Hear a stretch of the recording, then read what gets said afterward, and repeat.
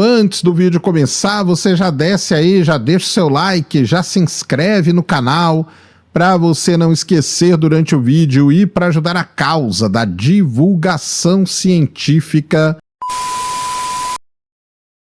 Um perigo de não, veja, muitas profissões sumirem, como acontece quando... É outra coisa que nós não falamos. Repetitivas, né? Essas coisas. Isso, mas eu acho que nós não falamos ainda isso. Mas a IA é nada mais, nada menos também que parte do processo que vem desde a Revolução Industrial de automação. Ela segue a filosofia da automação. É mais uma etapa. É mais uma etapa, ela não é nada diferente do tear a vapor, né? Ela só chegou num ponto em que você consegue realmente automatizar, como a gente viu nessas fábricas de automóvel e tal. Mas se você... Inclusive, foi muito divertido outro dia nos Estados Unidos, porque, né, quando você fala dessa substituição, os caras sempre mencionam os trabalhos mais meniais, né, os trabalhos mais humildes. Aí, de repente, um cara lá falou, não, nós vamos substituir os CEOs também. Nós mostramos que o nosso sistema aqui é muito melhor em tomar decisões do que o CEO. Aí os CEOs ficaram preocupados, né? Eles começaram a, não, imagine, isso é uma arte, isso daqui é um troço que eu treinei a vida inteira. Só que quando você olha o CEO nos anos 30, o CEO ganhava, na média, se eu não me engano, no máximo 5 vezes mais do que o cara de chão de fábrica. Hoje o cara ganha 1.500 vezes mais do que um trabalhador braçal. Né? Então houve uma explosão da diferença, da valorização do trabalho, né? E eles falam, não, o nosso trabalho não vai desaparecer. Eu acho que na realidade vai ser uma enorme decepção. Você não vai substituir nem de perto ou automatizar o número de empregos que eles alegam que eles vão substituir. Porque quando um barato alucina, imagina se você alucinar 35% das vezes em decidir se um cara entra pro pronto-socorro, ele é admitido no pronto-socorro ou não na triagem do pronto-socorro sendo automática. Você mata a gente, certo? Vai matar muita gente. Então, o medo também ajuda a assustar as pessoas, a assumir que é melhor eu me capacitar, é melhor eu me envolver com isso para eu não ser substituído. O medo é uma grande ferramenta de consumo, né? Mas tem muita fantasia, né? Eu acho assim, filosoficamente falando, eu acho que as máquinas não nos substituir enquanto humanos, a gente precisa continuar evoluindo, né? E aí eu lembro quando eu era adolescente, o Vilela deve lembrar também, a gente tem a mesma idade, que a gente via muito essa conversa de que as máquinas iam chegar no nível, né, de inteligência humana. Acho que naquela época nem existia ainda esse termo inteligência artificial, as máquinas vão substituir os seres humanos. E eu costumo brincar assim, né? As máquinas não vão chegar no ser humano. Na realidade, o que elas estão tentando fazer é tentando trazer a gente no nível delas. Mas isso eles estão fazendo. Eles estão achatando a nossa... Então, quando eles pegam na conveniência e não na agência, na realidade, eles estão trazendo o ser humano para o nível de burrice dela. Né? Por isso que eu falo, a saída é a gente continuar, enquanto ser humano, evoluindo, porque a máquina nunca vai ser um ser humano. Por isso que existe um movimento nos Estados Unidos, aqui no Brasil eu ainda não vi, mas deveria existir, chama-se de Human First. Os caras estão indo nas empresas e estão literalmente não é como se você não quisesse consumir dinheiro, né, produtos de uma empresa que fez um ato, sei lá qual, investiu na África do Sul durante o apartheid, né, um boicote. Né? Os caras estão criando um movimento de boicote às empresas que demitem centenas de milhares de seres humanos para automatizar a sua produção. Está criando tração esse barato. Não, é um troço pequeno ainda, é quase uma guerrilha, né? Mas está começando a aparecer na imprensa, está aparecendo nas universidades, chama Human First. Né? Então é quase como se a espécie humana... É tão paradoxal que é quase poético. Nós criamos o problema. O Criador criou uma criatura que está tentando engolir o Criador, né? Os gregos já falavam disso na mitologia grega 7.000 anos atrás, né? Cronos, né? Que comia seus filhos para não escapar de um golpe, até que a mãe escondeu Zeus e Zeus prendeu Cronos, né? Nós criamos o vírus e agora nós temos que nos defender da nossa própria criação, porque ela tende a destruir o Criador. Sim. É curioso, porque nós estamos repetindo a história da mitologia grega, né? E de outras mitologias. Mas é muito claro que já existe um movimento cultural, por exemplo, os artistas, escritores Até os artistas de cinema, pela primeira vez em Hollywood, teve uma greve de figurantes, né, de atores de Hollywood que não aceitaram o acordo dos estúdios de ter a sua imagem usada por inteligência artificial em filmes outros que eles não participam. Os estúdios tiveram que fazer um acordo com eles.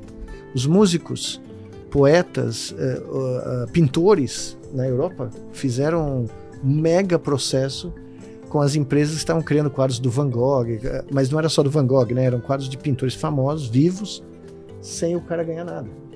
Eles só tiravam fotografias de alta resolução nos museus, punham no sistema e o sistema criava pinturas que eram vendidas em grande número.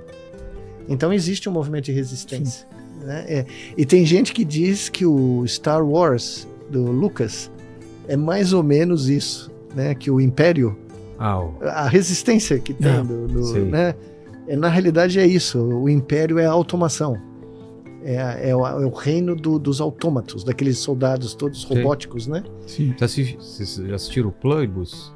Essa série nova? Todo mundo me fala, eu não assisti ainda. É uma crítica à inteligência artificial, né? Eu não vi ainda. O autor, que é o mesmo criador do Breaking Bad, ele é totalmente contra e tem um discurso contra a inteligência artificial, e a gente recebe um sinal alienígena de rádio, eles traduzem aquilo, veem que aquilo é tipo de uma fórmula. Sim.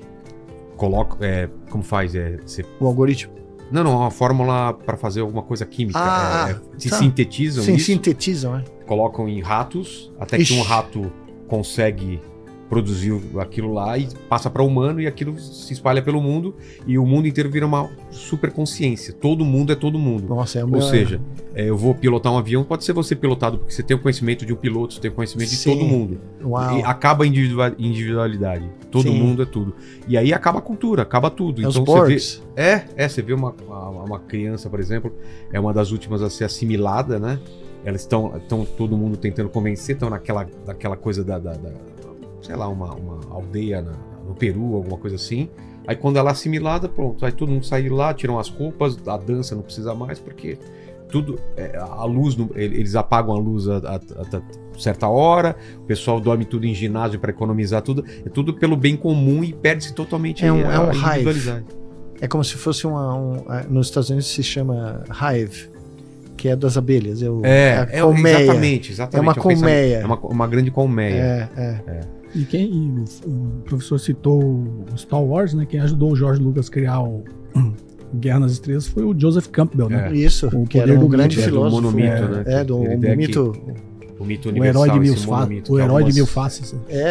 Eu citei ele no meu livro, porque quando eu encontrei os livros dele, eu comecei a ver, ninguém fala, nenhum neurocientista falou com esse cara, e esse cara não falou com nenhum neurocientista. Descobriu que algumas histórias elas eram comuns, independentes. O importante que ele fala que é o ser humano, né?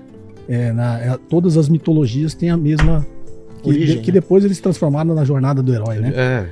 Tem a mesma origem sem essas civilizações nunca terem tido contato, né? Mas faz todo sentido. Que é do ser humano, né?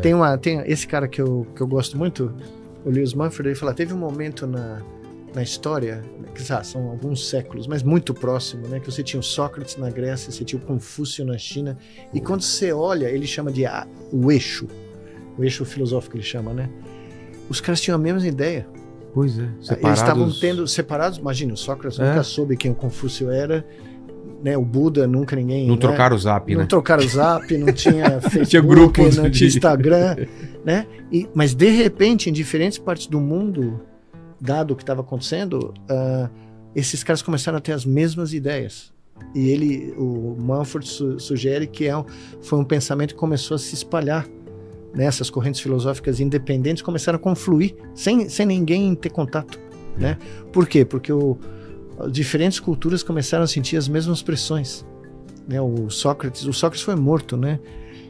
Por Atenas, por a acusação dele por corromper a juventude. Por quê? Porque ele estava propondo um modelo alternativo de pensar, de viver, né?